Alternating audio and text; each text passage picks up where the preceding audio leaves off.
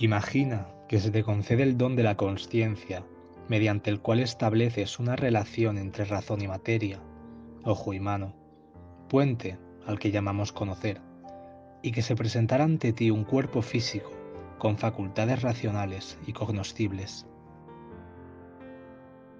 Este cuerpo crees que puedes subdividirlo en dos campos, el cuantitativo y el cualitativo, es decir, la materia y la forma. Estas son las dos propiedades relativas a la naturaleza del puente que has creado entre el ojo y la mano, lo racional y lo tangible. En lo que respecta a la materia, poco puedes hacer, pues crees que dista de ti y de tus capacidades. Según cómo interpretas el mundo, esos átomos están fuera de la frontera de tu albedrío, y tu única ventana al mundo son los sentidos. Estos objetos consisten en definiciones que se presentan con la misma verdad con que se te presenta la propia existencia. Los objetos serán siempre que sea la realidad y siempre que sea el puente.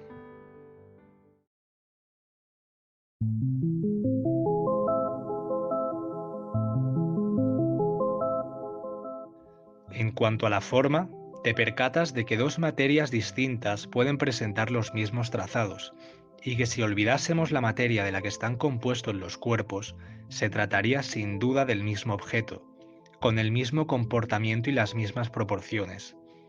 A estos cuerpos se les llama isomorfos, y gracias a ello has podido observar que los cuerpos, además de por su contenido, se pueden clasificar por su forma. Esta forma es una entidad que surge de tu mitad racional, inmutable y eterna, pues si modificas la forma de un cuerpo, modificas en esencia el propio cuerpo y no la idea de forma. Además, observas que las formas son singulares y que establecen una relación entre dos cuerpos, aquella en la que comparten la misma forma. Y de esta relación se dice que dos formas son equivalentes si dada una forma y dos cuerpos, si uno está relacionado con el otro también lo está con el uno, y que si uno está relacionado con otro, y este a su vez con otro, el primero está relacionado con el último, y que por último cada uno está relacionado consigo mismo, pues de la idea de forma beben todos los cuerpos que la contengan, y la propia idea bebe de cada uno de los cuerpos. De reunir en un todo a las partes equivalentes, nace una nueva herramienta que hace del mundo un elemento cognoscible por el razonamiento, las matemáticas, nombre que le daremos al estudio de las relaciones entre entes cognoscibles, antes objetos que medíamos.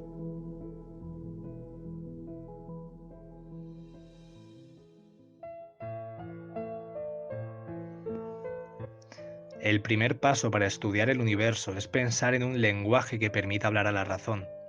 Nos situamos en el siglo IV a.C.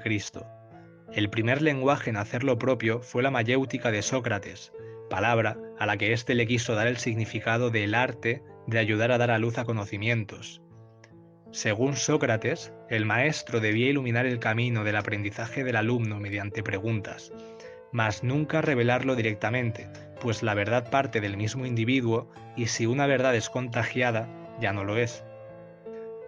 Platón tomaría este método y lo tornaría en la dialéctica, que perfecciona la mayéutica, y con la pregunta lo utiliza para encaminarse a la codiciada idea del bien con la que la filosofía estaría, en esencia, resuelta.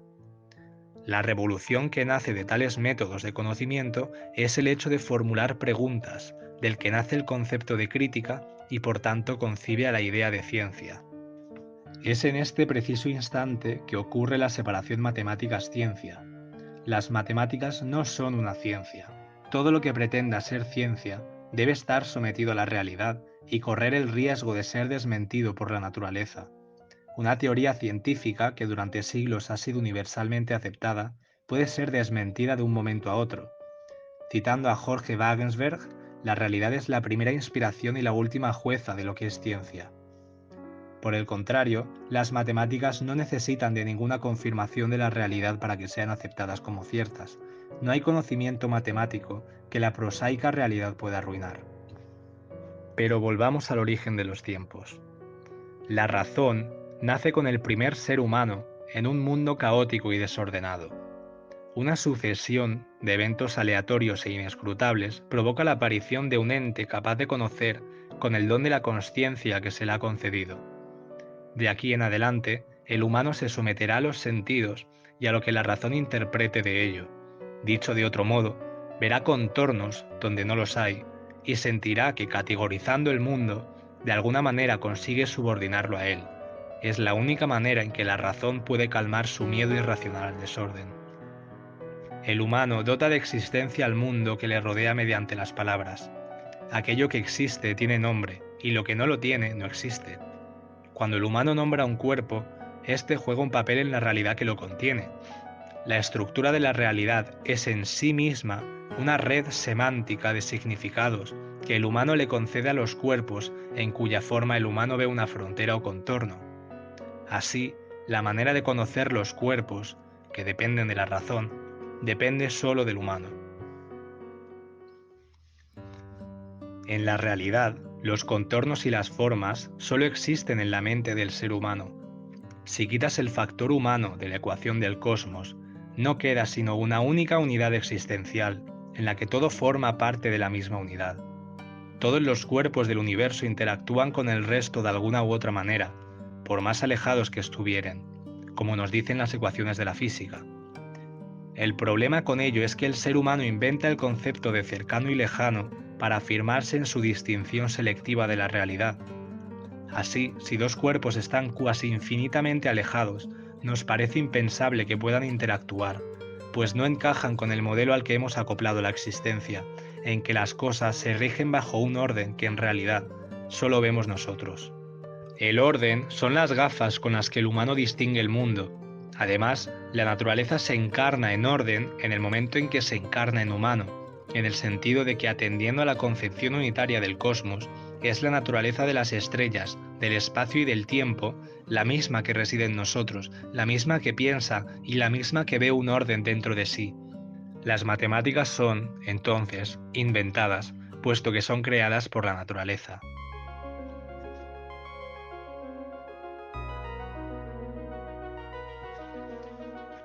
Aunque bien es cierto que desde la perspectiva del hombre, las matemáticas son el plano inteligible al que por su propia naturaleza ontológica tiene acceso, y debe ir descubriendo, como empezó a dilucidar Sócrates con la mayéutica. Así, con cada avance matemático, el hombre está descubriéndose a sí mismo y a su propia naturaleza racional, del mismo modo que con la aplicación de ésta descubre lo que parece rodearlo y su naturaleza física. De este modo, las matemáticas también se descubren. En realidad, ambas naturalezas son una, y el único término que no encaja bien en ninguna es el factor de observador.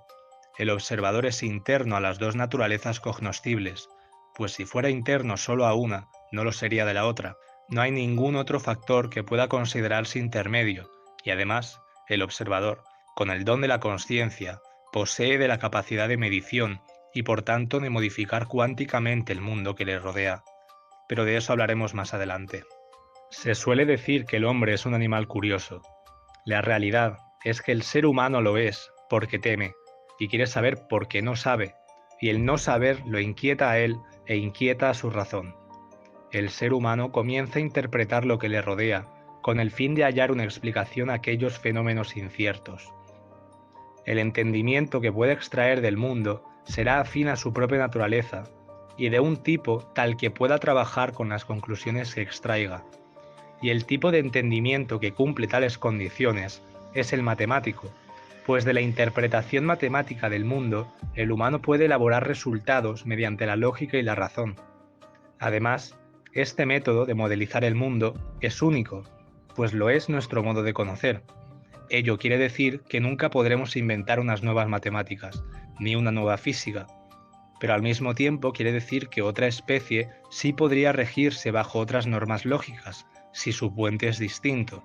Si una especie percibe una realidad distinta a nosotros, o si deja de interpretar los contornos de los cuerpos, el modo en que percibirá el mundo será alterado, y por tanto también sus matemáticas.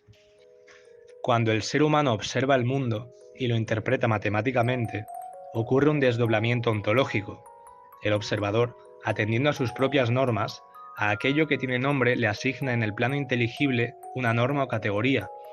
de manera que éste genera una realidad completamente paralela gobernada por la razón, que se corresponde con la realidad en tanto que las matemáticas lo hacen. De esta matematización de la realidad nace la física. Veamos en detalle este fenómeno. Un cuerpo se presenta ante un observador. El observador lo traduce al lenguaje que él entiende, el de la razón. En el plano inteligible surge una idea de lo que está percibiendo, y de esta idea puede deducir otras, en tanto que las matemáticas son ciertas, y éstas lo son en tanto que el puente lo sea. El conjunto de todas las traducciones de cuerpos al plano paralelo y sus deducciones se llama física. En definitiva, se genera un universo emulado y paralelo al físico, con el que ya no son necesarios los sentidos para conocer, pues la razón nos permite construir conocimientos.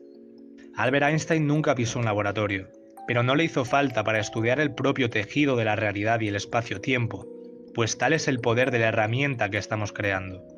A este mundo paralelo lo dotamos de normas fundamentales, constantes, etc., porque nos parece que el mundo se comporta así, pero hay que tener en cuenta que las matemáticas no forman parte del mundo. Esto es lo que ocurre en el conocido problema de los tres cuerpos. Sabemos con exactitud lo que pasa cuando dos planetas se orbitan mutuamente, y la razón nos permite deducir la posición de ambos planetas en cualquier instante. Pero cuando se introduce un tercer cuerpo, el problema de calcular las órbitas se vuelve absolutamente irresoluble, e impera el desorden en todo el sistema. El problema obviamente empeora cuando introducimos más cuerpos. Sin embargo, en la realidad física vemos que no solo tres cuerpos son perfectamente capaces de orbitar, sino que el número de planetas se hace casi infinito si recordamos que todos los planetas interactúan con el resto de cuerpos del universo.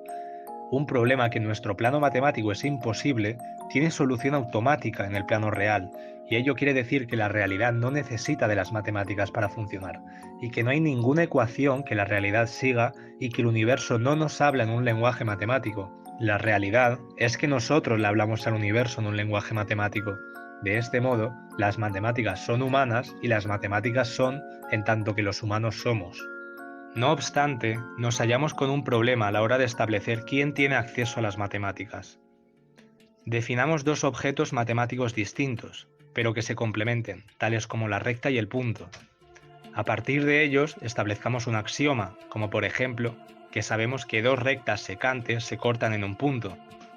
Pues bien, las matemáticas nos dicen que si intercambiamos el significado de ambas palabras, tal que las rectas ahora son puntos y los puntos ahora son rectas, la afirmación sigue siendo cierta. En este caso, dos puntos generan una recta, y que si por algún motivo el ser humano percibiera en lugar de puntos rectas y en lugar de rectas puntos, podría llegar a construir un conocimiento idéntico al que tenemos. Esto genera un problema que nos remite a la concepción de forma matemática. Un cuerpo está definido tanto por su materia como por su forma. Si una afirmación es relativa a la forma, tal como el ejemplo que se ha propuesto, es indiferente la palabra que identifica el objeto, pues solo interesa su comportamiento, y no de lo que estemos hablando. Con todo ello, se llega al estructuralismo, una corriente intelectual que afirma que la realidad está compuesta de interrelaciones lógicas y abstractas entre fenómenos. El humano percibe una manifestación de estas relaciones mediante estímulos, y el fenómeno existencial en su conjunto depende de la forma de ésta y no de los objetos que la compongan. De esta manera, las matemáticas ahora deben generalizarse para abarcar todo el abasto de la realidad, y debe caracterizar a las cosas por comprensión y no por contenido. Así, lo que se comporta del mismo modo, matemáticamente es equivalente, y una afirmación en un cuerpo es también válida en otro cuerpo si resulta que los dos cuerpos se comportan igual, es decir, que son isomorfos.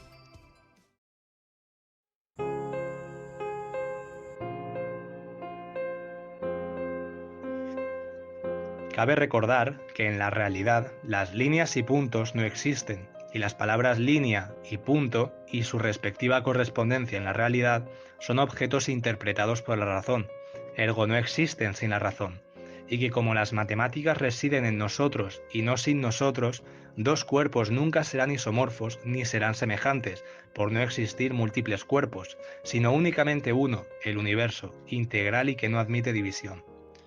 El propósito último de las matemáticas no es explicar la verdad del mundo, sino explicar la nuestra, dado que nunca podrá hacerlo primero, pues el fenómeno matemático surge de nosotros y no del mundo, y aunque en un hipotético caso todas las matemáticas estuvieran descubiertas, éstas dependen de un último axioma que le impiden llegar a la verdad última. Dicho axioma somos nosotros.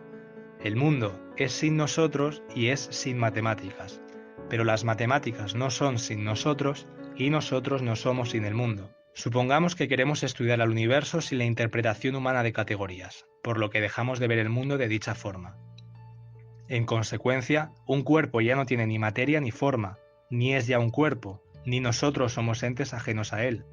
El axioma fundamental de las matemáticas es nuestra propia existencia. Sin él, todo el conocimiento matemático del mundo se tambalea.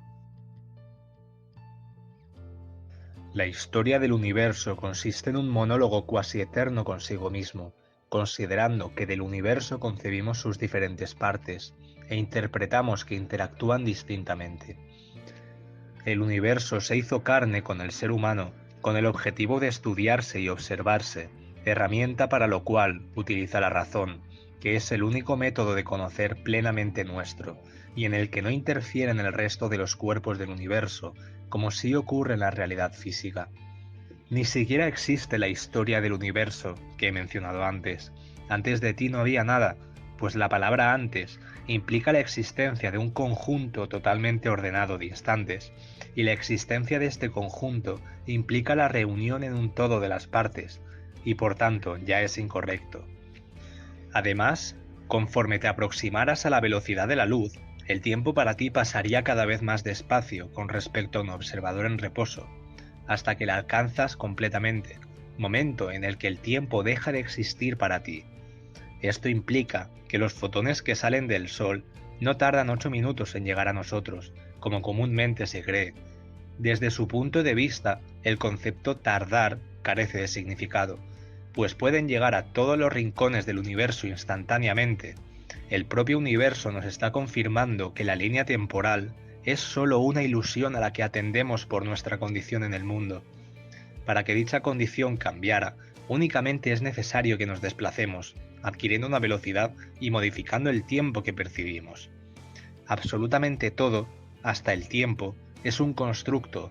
Las palabras yo, existencia o palabra solo significan algo ahora, pero ni siquiera el ahora significa algo, porque el tiempo no significa. Todo lo que no signifique después de la muerte es un constructo. La razón necesita del concepto de yo para establecerse una frontera a sí misma, igual que lo necesita con los diferentes cuerpos del universo. La verdad del mundo es la siguiente. Fíjate en este diagrama. A ambos lados se hallan el plano perceptible y el inteligible, respectivamente.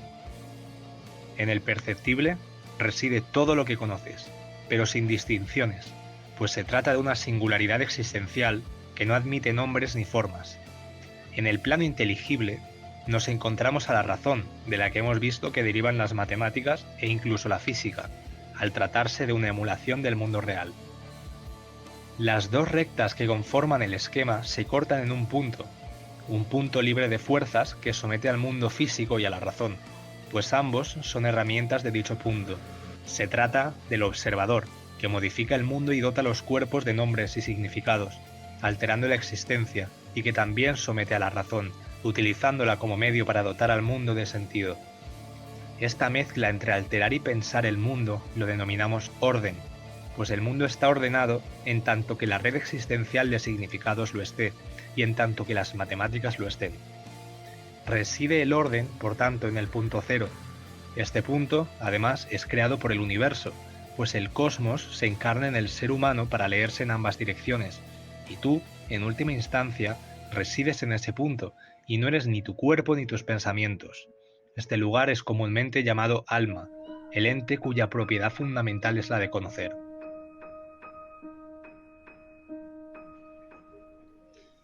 Nos hallamos perdidos en un punto arbitrario del universo, sin ninguna propiedad especial, carentes de sentido y de significado.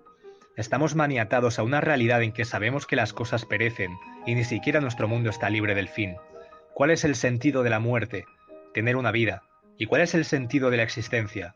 En la realidad, parece que todo lo que existe tiene un sentido menos nosotros. A escala macroscópica, el orden impera sobre todos los cuerpos celestes, permitiendo la aparición de un frágil y cálido mundo en que albergarnos a nosotros y a todo lo que queremos. A escala microscópica, miles y miles de millones de partículas que nos conforman a nosotros y a lo que nos rodea tienen por objetivo permitir nuestra existencia. Sin embargo, en el punto medio nos hallamos nosotros, perdidos y hartos. ¿Pero para qué todo esto? ¿Por qué el universo se hizo hombre? En el principio de los tiempos, el cosmos, al hacerse vida, se hizo libre y se sometió a las leyes humanas que bien conocemos. Sin ellas, el universo nunca podría entenderse y jamás lograría dominar la realidad en sus dos direcciones. Nosotros, como universo, nos hablamos a nosotros mismos cuando intentamos describir lo que observamos. Gritamos auxilio en un vasto cosmos que parece indistinto a nuestra propia existencia. Nos ofusca la certeza de saber que moriremos y la incerteza de no saber por qué. Seguiremos gritando mientras nos quede aliento y seguiremos dotando al universo de la lengua que mejor conocemos, las matemáticas.